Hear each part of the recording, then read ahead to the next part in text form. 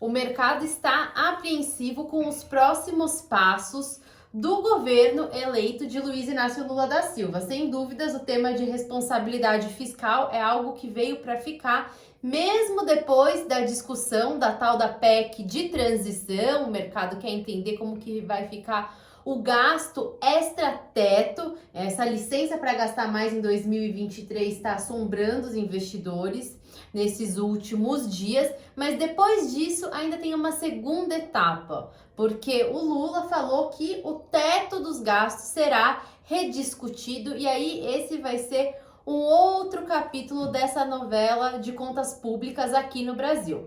O fato é que na primeira semana pós-eleição, a Bolsa fechou com uma alta na semana de 3%, a gente viu o dólar transitando próximo ao patamar de R$ 5, o mercado seguiu na toada, que foi o contexto do ano de 2022, um ingresso de fluxo de investimento estrangeiro, os investidores olhando para o Brasil, entendendo que dentro da cesta das economias emergentes, olhando para a Rússia, olhando para a China, para a Turquia, o Brasil é um destaque na contramão do mundo, com indicadores econômicos positivos, com as ações indicando um potencial de rentabilidade, as ações descontadas, e não é à toa que no ano de 2022 a gente tem um fluxo de investimento estrangeiro ao redor de 90 bilhões de reais. Então, até o fim da primeira semana do pós-eleição, esse ainda era o contexto. Mas o fato é que quando contas públicas vêm aos holofotes dos investidores, isso acaba estressando a curva de juros e, consequentemente, penalizando o mercado acionário. Não é isso, Rodrigo Moliterno? Exatamente, né, cara? Foi como você bem contextuou. A primeira semana pós-eleição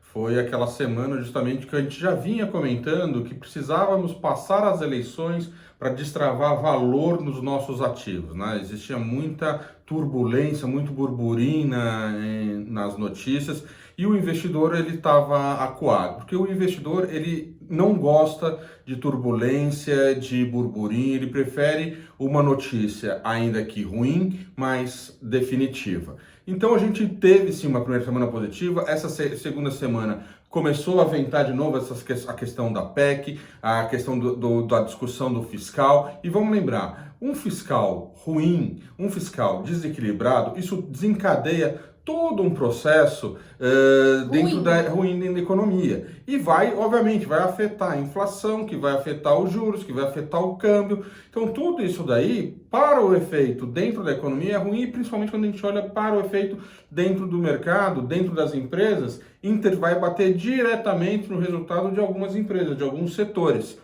Então, nesses últimos 2 dias, quando começou a aventar discussões em relação ao teto, o mercado sentiu-se num mal-estar tremendo, tá? Então, tivemos quedas grandes, até ontem, no dia 10 de novembro, tivemos uma queda de mais de 3%, enquanto no mesmo momento os Estados Unidos subia 6%, com resultados positivos em relação à inflação, mostrando, ou seja, sinais de que o aperto monetário lá fora estava começando a fazer efeito nos índices de inflação. Então a gente deu uma descolada muito grande do exterior e agora o mercado fica no aguardo efetivamente de posições mais concretas desse novo governo para voltar aí a ter uma tranquilidade, se assim podemos dizer.